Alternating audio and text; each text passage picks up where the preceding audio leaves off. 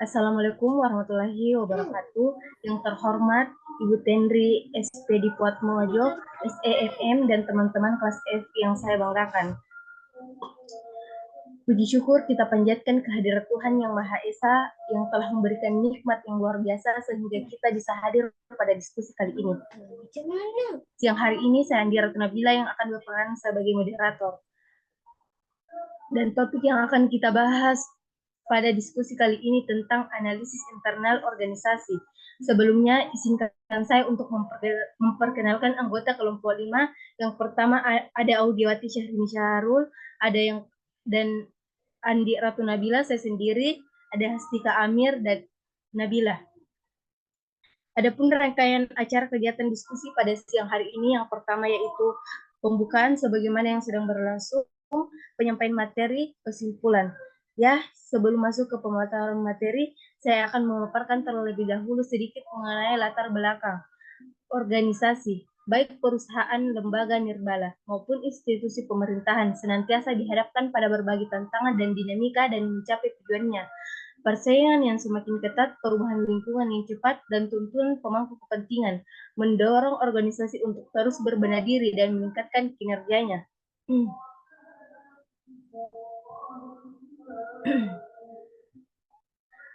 Analisis ini menjadi alat bantu bagi organisasi untuk memahami kekuatan dan kelemahannya secara dapat mendalam sehingga dapat merumuskan strategi yang tepat dan efektif untuk mencapai tujuan yang diinginkan. Baik, kita akan langsung menyimak penyampaian materi pertama. Saya persilakan kepada Audiawati Syahrini Syahrul.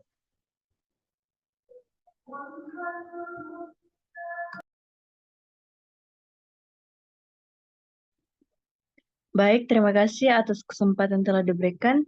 Di sini saya akan memaparkan materi tentang analisis internal organisasi. Analisis internal organisasi dengan fokus pada dua pendekatan utama. Yang pertama, pendekatan Resource Based View yang disebut dengan RBF. Yang kedua, kompetensi inti atau disebut dengan Core and Deficits Competency. Next, materi kedua yaitu pendekatan Resource Based View untuk analisis organisasi. Yang pertama, sumber daya ini dapat dikategorikan menjadi dua jenis. Yang pertama, sumber daya berwujud. Yang kedua, sumber daya tidak berwujud. Adapun menurut RBF, organisasi yang ingin meraih keunggulan kompetitif harus memiliki yang pertama sumber daya yang berharga, yang kedua sumber daya yang langka, dan yang ketiga sumber daya yang terorganisir. Next.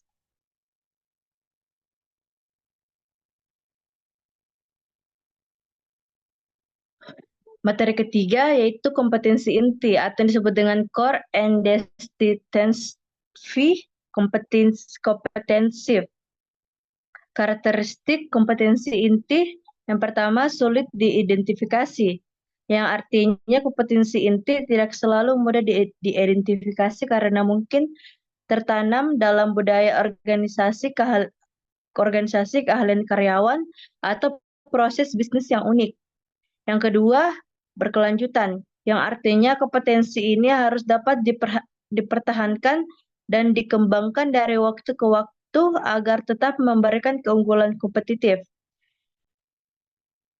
Dan yang ketiga, memiliki jangkauan luas, yang artinya kompetensi inti harus dapat diterapkan pada berbagai produk atau layanan organisasi.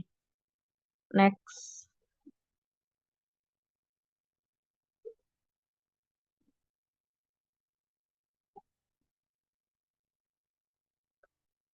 Materi keempat yaitu menggunakan sumber daya untuk meraih keunggulan. Organisasi dapat menggunakan sumber dayanya untuk meraih keunggulan kompetitif dengan berbagai cara. Yang pertama, mengembangkan produk atau layanan baru. Yang ketiga, meningkatkan kualitas produk atau layanan. Yang ketiga, menurunkan biaya. Yang keempat, meningkatkan efisiensi. Dan yang kelima, membangun hubungan dengan pelanggan. Sekian paparan materi dari saya kembalikan ke moderator. Baik, pemateri selanjutnya yaitu saya sendiri. Saya akan memaparkan mengenai menentukan keberlangsungan sebuah keunggulan. Yang pertama ada identifikasi sumber daya dan kemampuan. Yang kedua, analisis aktivitas dan proses bisnis. Yang ketiga, nilai unggul organisasi. Dan yang terakhir, hubungan dan jaringan. Next. Baik, seperti apa model bisnis perusahaan? Model bisnis menjelaskan bagaimana sebuah perusahaan menciptakan, menangkap, dan menyampaikan nilai kepada pelanggan. Model bisnis yang kuat adalah dasar dari keunggulan kompetitif yang berkelanjutan.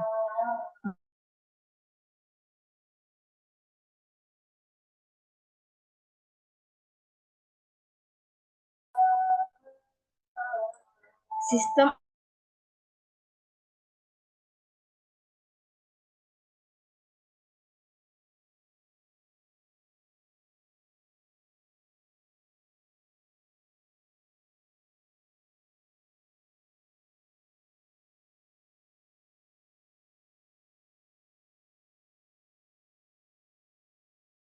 tidak.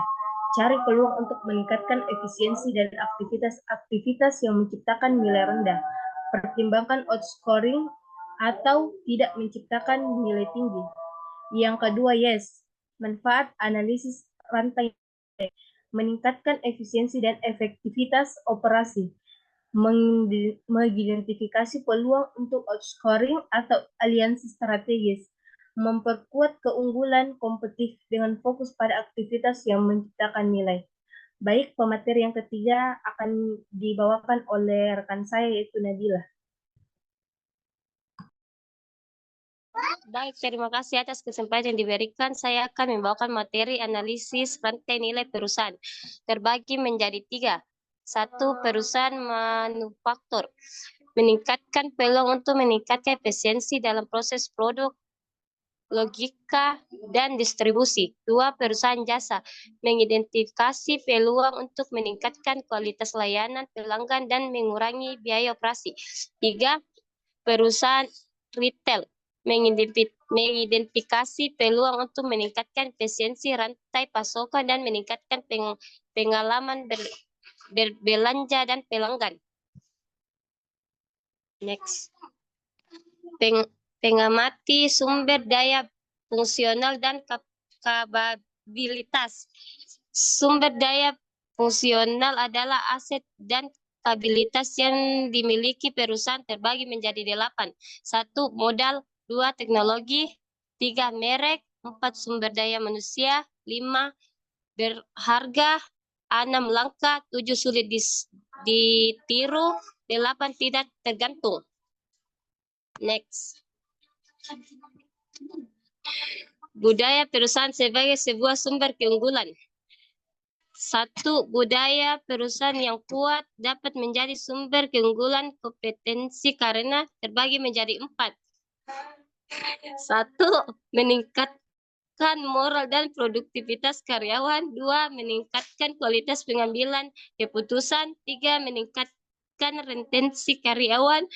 4. Meningkatkan daya tarik perusahaan bagi talenta terbaik. 2. Budaya perusahaan yang kuat dapat menjadi sumber keunggulan koperasi karena terbagi menjadi 4. Komunikasi nilai-nilai dan keyakinan perusahaan dengan jasa. 2. Berikan penghargaan kepada karyawan yang berperilaku sesuai dengan nilai-nilai perusahaan. 3. Perilaku pelatihan dan pengembangan untuk membantu karyawan memahami dan menerapkan nilai-nilai perusahaan. 4.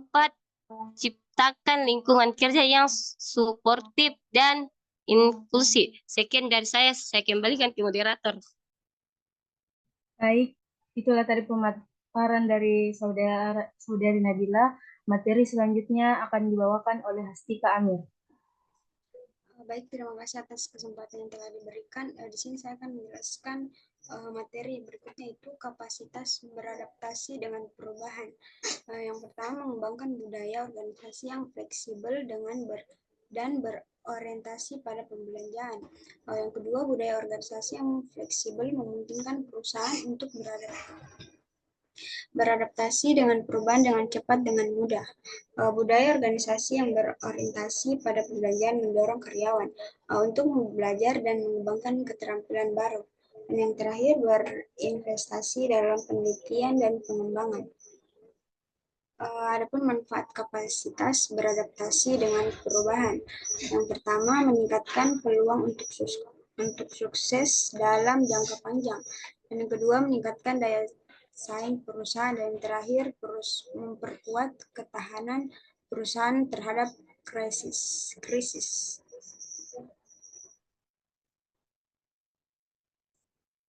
Adapun rangkuman analisis faktor interval atau RAFI. RAFI harus mengidentifikasi kekuatan dan kelemahan utama perusahaan terbagi menjadi dua, yaitu kekuatan faktor internal yang positif dan dapat membantu perusahaan mencapai tujuan. Kelemahannya faktor internal yang negatif dan dapat menghambat perusahaan mencapai tujuannya. Dan manfaatnya membantu perusahaan untuk memahami kekuatan dan kelemahannya dan untuk mengembangkan strategi yang efektif untuk mengalokasikan sumber daya dengan tepat. Adapun tugas dan pertanyaan untuk diskusi. Ada yang pertama, identifikasi kekuatan dan kelemahan utama perusahaan Anda. Bagaimana perusahaan Anda dapat memanfaatkan kekuatannya untuk mencapai keunggulan kompetitif. Dan ketiga, bagaimana perusahaan Anda dapat mengatasi kelemahannya. Dan keempat, bagaimana perusahaan Anda dapat meningkatkan kapasitasnya untuk beradaptasi dengan perubahan.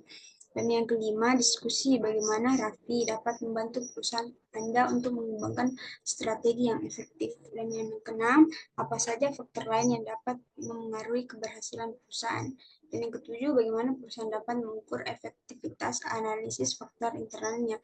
Dan yang terakhir, bagaimana perusahaan dapat memastikan bahwa semua pemangku kepentingan terlibat dalam proses faktor internal. Itu saja, saya kembalikan ke moderator. Baik, dari diskusi tadi bisa disimpulkan bahwa penting bagi kita dalam mempelajari analisis internal. Analisis internal merupakan langkah visual dalam manajemen strategik untuk memahami kekuatan,